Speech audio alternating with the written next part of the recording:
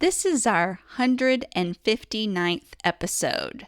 Wow. So obviously we have learned a lot of new things from doing this podcast. And every once in a while, we wish we could go back and insert a nugget of info into an episode. So today, we are taking the chance to insert those nuggets. Meet us at the table for pearls of wisdom we wished we'd said, and those that we continue to insert into conversations.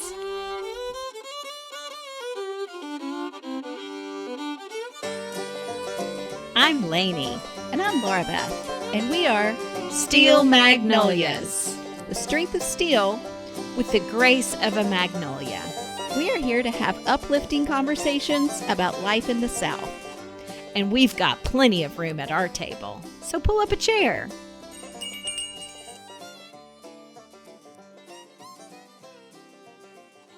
Welcome back to Steel Magnolias Podcast, episode 159. Now, they don't look like it's that many episodes because we split it up into seasons. Yeah. So this is season 4, episode 11. But can you believe this passion project has gone this long? Well, Isn't it wonderful? Sometimes it's nice to just say episode 159. So, like I said in the intro, we're natives of the South who do not know it all, but we want to know more. Always learning. And we have learned a ton. So much. In doing research and from each other and from other people. I learned so much from messages we get from on Instagram after episodes. Now, there's some things I wish we could insert. I'm not going to go and talk about all of those, but where somebody's like, oh, you should go here in Birmingham. Yes. Or you should read this book, or right, yeah, because not always messages, but Instagram those. Comments on something. Yes. That's actually where it appears mostly, is in the comments section of a post. So if you're not following us on Instagram, go over and do that right now. It's Steel Magnolias Podcast. So, we oftentimes are like, wow, I'm going to remember that. So you said early on, there's some things even that you feel like come up in conversation now that you're like, well, we did an episode on that. I know. I feel like just in doing the research, I have so much more to contribute in conversations than I ever could have on certain subjects, right? Like if it's about having people over or, just hospitality kind of things, that's just our overflow. Yeah. But when it's the Mississippi River or how the TVA changed the South, I had to research. Sure. To know things about that. I knew in coming up with those topics that they were important, but I didn't have much to contribute to a conversation until after. Yeah. And it keeps coming up. Well, it's funny how things like that come up. I wish I would retain even more. There's probably some sort of blueberry or something I could include more in my diet that would, make memory retention even stronger, because you are really, really good at that. So there's even things that we've touched on that we researched in the past that I would have to remind myself even again of. We both have those strengths and weaknesses. That is the history of that. And then also there's so many times where I'm in the editing of an episode and I'm like, I cannot even believe that I forgot to mention blah, blah, blah. I know. This is our little addendum sort of episode today. We're not going to catch it all. In fact, there's going to be things that even while I'm editing this episode that I'm like, I can't believe I forgot to say that. But we just thought it would be fun to circle back, if you will, on lots of things. And then even share just specifics of things that we like to, or that seem to come up a lot. Well, I have to start this off with this observation. It's really more of an observation. I think it's so funny when I go back to the very, very beginning. Yes. Oh, episode 1, 2, 3. 1, 2, 3. That we thought we needed 3 separate subjects to keep it interesting. Oh my gosh, yes. Why? One subject would have been plenty. Yes. Just cover it well. Because we crammed. We crammed stuff in, and then thinking that's what we needed to do. And then sometimes stuff didn't even need to be paired together. Right. So yes, actually season 1 we need some forgiveness on, because we were very much on a learning curve and still are. But that was pretty funny. Yeah. There were certain things that did go well together. Peaches and beaches. Because you get them on the way to the beach. Yeah. That kind of thing. But, some of the ones we paired. I'm like, that was just trying to keep it interesting for no reason. I guess we thought that we weren't going to have enough to say about the one. And also, I think stylistically, there was a lot of podcasts that were doing almost like a Hot Topics sort of format. So I think we felt like we had to hit lots of things. But what we have found is one subject per episode. And keep it straightforward. Yeah. Not a lot of chit-chat, leading up to the episode. We cut a lot of that too. We used to do that a lot more. Wow. Now we do all that in our sister chat. So if you like that format, you need to join our patrons on our Patreon page. I love the sister chat just because we even talk about current events and spiritual things and all of that. Yes. No, but that's a great point. So early season 1 episodes contained multiple topics per episode. Well, one that's fresh on my mind because it was just last week's episode was Southern funerals. So we said Southerners throw the best funerals, right? We talked to Elizabeth Passarella in doing that episode. But I cannot believe that I didn't say what is so true and something I really, really try and live by, which is show up. Meaning, let's say it's somebody that you are very distant today from that is experiencing loss. I'm just going to give an example of your kindergarten teacher's husband passed away. Okay. You haven't seen her since kindergarten, but she was super impactful. Maybe you call her your favorite teacher of all time. Maybe you never even met her husband. But if you are local to that funeral, stop by the visitation. It's so honoring. Yes. And maybe you don't feel comfortable, stepping up to her to say some words. Maybe you're a little lost for words. That's fine. Sign the book and just sit there. Yes. Sign the guest book. Your presence is going to be seen and acknowledged. And that in later days. Volumes to people who shows up. Yes. It really does. That's a good point, Laura Beth. So it really does make the person and the family that has experienced loss really feel like they're surrounded by love. That they're not in it alone, that people care, they feel seen and known. And so anyway, I can't believe I forgot to say that. That was when I was like, well, we had a lot to cover. So we didn't say everything we wanted to. We did. That's with most episodes, but we did. You just jump in here. Okay. Well, a lot of mine are more observations of things I've learned about myself or about just likes, dislikes, all of that. And I was thinking back to several different episodes, but the ones that come to mind, having Laura Stockett Roberts and Sean Dietrich. Yes. The Thrasher brothers, just people who love this region. Yeah.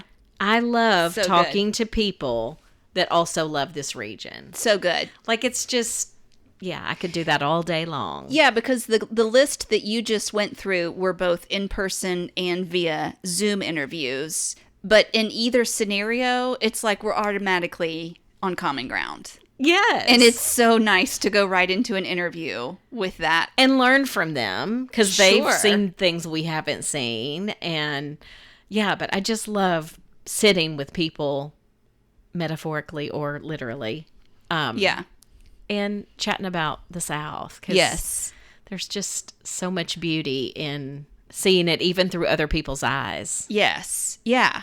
Yeah, because then even if they're on a topic that you love talking about, let's say, covered dish or dinner on the grounds. I love that. But even talking to Sean Dietrich, like he has a different perspective of that in the way that he grew up and the community that brought him. And that's really fun. And it reminds me too, gosh, when we talked to Fannie Flagg, that is on my list as something that I wish that we would have just asked her more questions and asked for forgiveness at the end if we went way beyond. Well, I think we were so wanting to honor her time because she was just such a valuable person to us.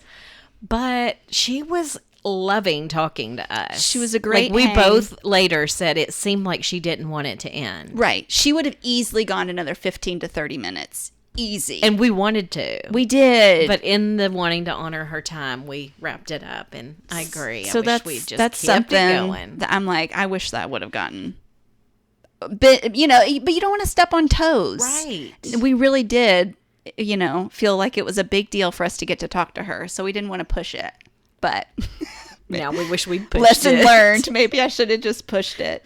I kind of wish that I had been more quiet during our Jenna Bush Hager episode, because I had so much nervous energy and excitement to talk to her that in a 30-minute episode, I'm like, because I do our editing, so I watch the little squiggle lines of who's talking.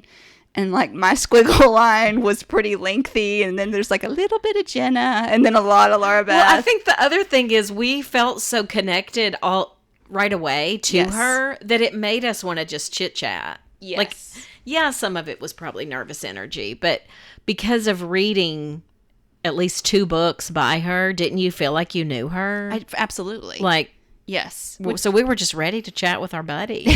Exactly. Roll right into it. So. Okay, here's one that is funny to me and will continue to evolve. So we did an episode called Celebrity Run-Ins in the South, which we allowed 2 extra stories that happened in Los Angeles to appear in that episode because they were too good not to. I'll link to any of these episodes as well in our show notes if you want to go back and listen. And if you don't know what I mean by show notes, I just mean the overview section of this podcast episode. So there's been a few that I was like, I can't believe I forgot to mention these people. So I'm going to mention them. And some of it has happened since then. So of course, that's why I didn't mention it. So a couple that we've run into, you and I ran into Mike Wolf of American Pickers. And I've run into him a few times. At a very small little breakfast spot called the Country Boy. It's in Leapers Fork, Tennessee, which is not far from here. And yeah, so you would know him from... Well, I usually, in 2 of the times that I've seen him several times. I heard his voice before like he has a distinct voice to me. So I heard his voice, which made me turn to see that it was him. He does. He could do radio. He has a great voice. Yeah. So we've seen him. That was since the episode. But I completely forgot to mention that I'd seen Hootie of Hootie and the Blowfish. Oh my gosh. Can't even think of his actual name. Darius Rucker. There it is. That's hilarious. Yes. Saw him in the parking lot of Kroger. Talked to him. I know. It was... Again, trying to honor the boundaries. Yeah, he wasn't alone. He was with someone else. And I mean, I was just pushing my cart back to the cart corral at the Kroger parking lot. And here he comes. And hold my it's just echoing in my mind. And yeah, like everything 90s just came flooding into me, and I just kind of froze. Aww. Honestly. I'm sure I did a double take, just because you do naturally do that sometimes. Oh yeah, when you see somebody, even if it's not somebody famous, just somebody you recognize.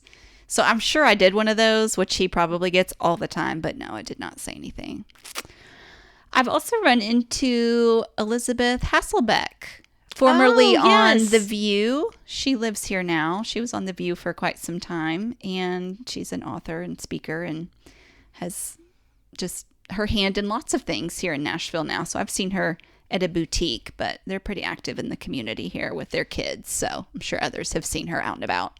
Okay, this is not our own sighting, but one of our good friends, Christine, had a sighting this weekend. Did you see her social media post down on the square in Columbia, Tennessee? Well, I know who was there. I didn't know we knew anybody that saw him. Oh, she has a video of him dancing.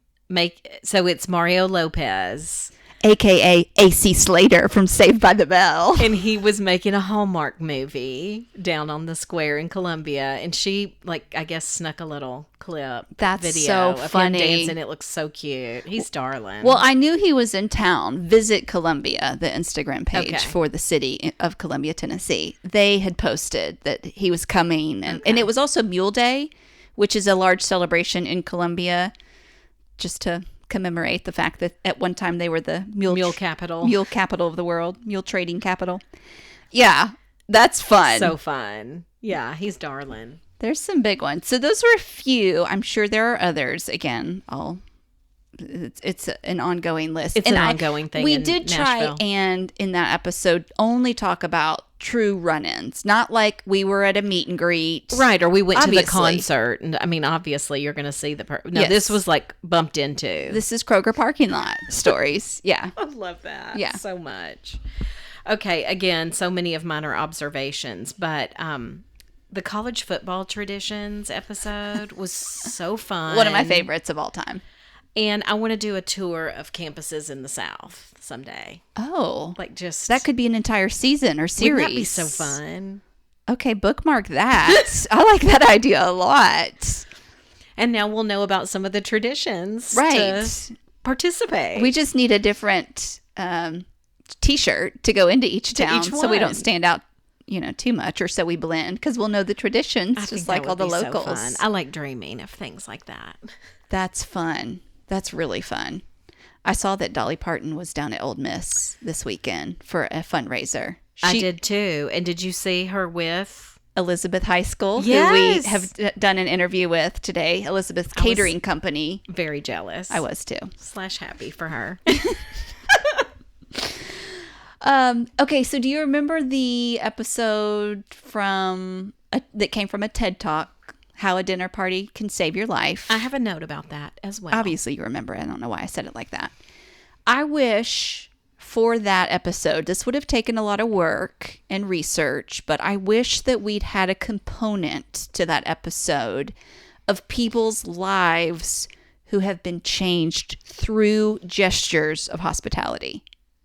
Would that not have been so cool? I don't even think that would be possible in an episode. I feel like that is a mini series. It is. Like an episode series. It is. Really? That would be amazing, Laura Beth. But do you remember in the Masters episode, we kind of put an all call out to, if you've been to the Masters, yes, send us a voicemail of what your experience was. Oh, I see. Where you're saying we had little snippets of that. Yes. Would that not too good. I think we need a little series of that. That's a great idea.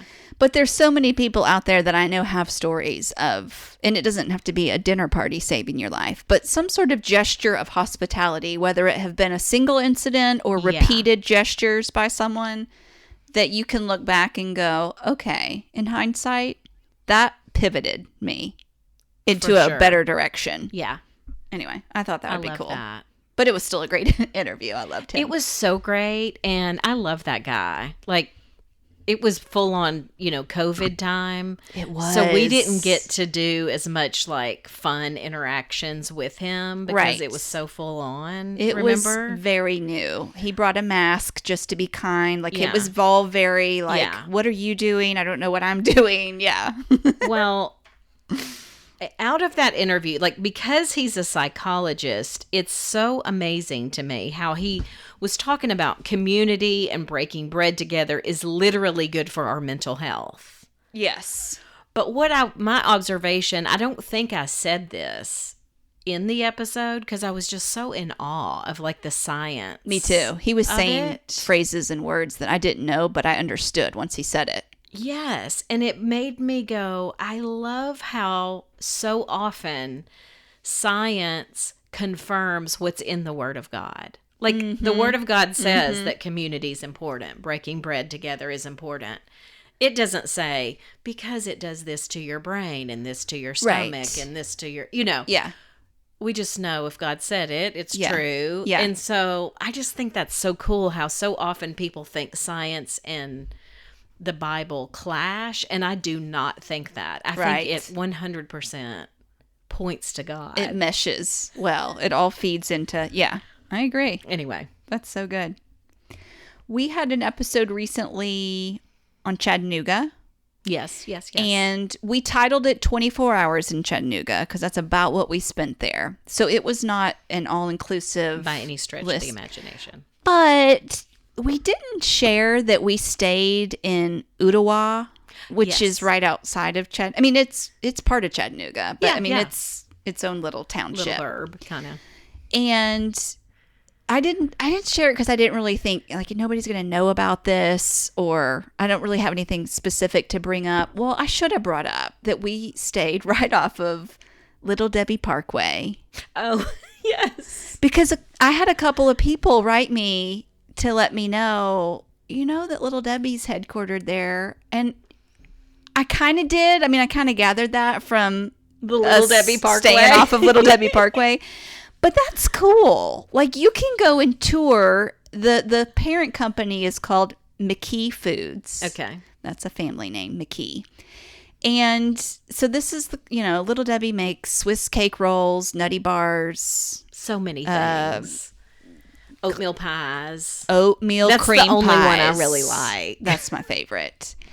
But I just wanted to share real quickly, because I didn't get to on that episode, the McKee story. And you can go tour the factory. So I'm sure they have school groups all the time there. I would imagine this is like the field trip zone. But the McKee story began during the height of the Great Depression, when a young entrepreneur, O.D. McKee, began selling 5-cent snack cakes from the back of his 1928 Whippet. I guess I'm not familiar with a Whippet, but...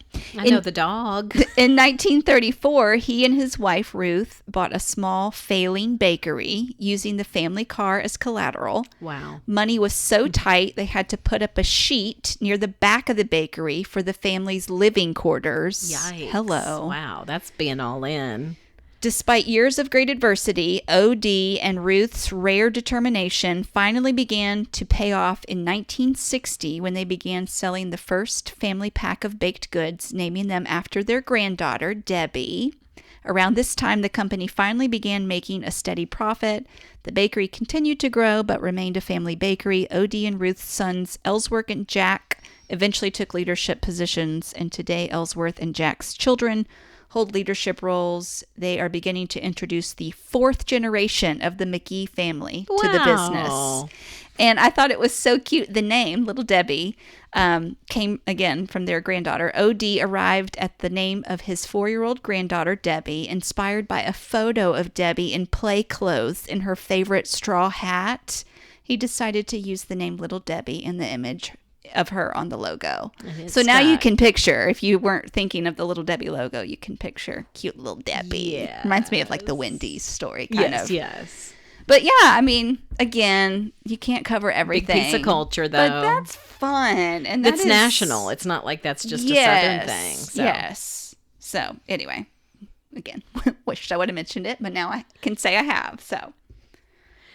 I enjoyed when we did a multi-generational chat. Oh, me too.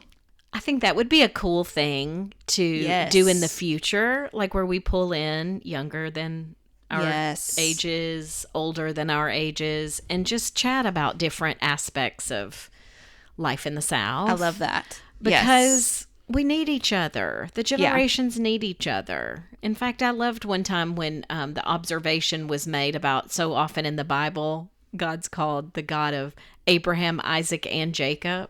Yes. Because he's very generational. That's so good. I love that. I liked that chat too. I think a lot of people did. I remember we got a lot of messages around that. We'll have to make that be a thing.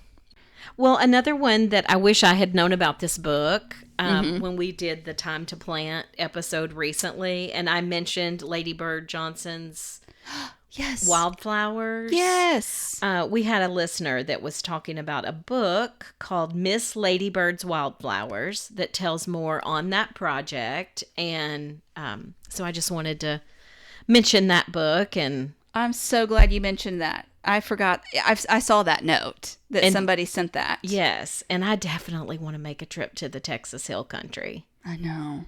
Okay, speaking of places that you wanted to go, you had mentioned that you wanted to go to Little Rock or Arkansas. Sorry, you mentioned Arkansas. There's a lot of beautiful things, outdoorsy things in Arkansas. And so somebody said, okay, if you're going to visit Arkansas, make sure you go to Moss Mountain Farm. That's P. Allen Smith's home. P. Allen Smith is a television host. So just outside of Little Rock, he opens his home to share design, gardening, preservation, all these eco-friendly building practices. Very cool. He planted 1 million daffodil blooms this year, and they bloom on the hill in front of his house each spring. And all of this apparently is open to come see. Beautiful.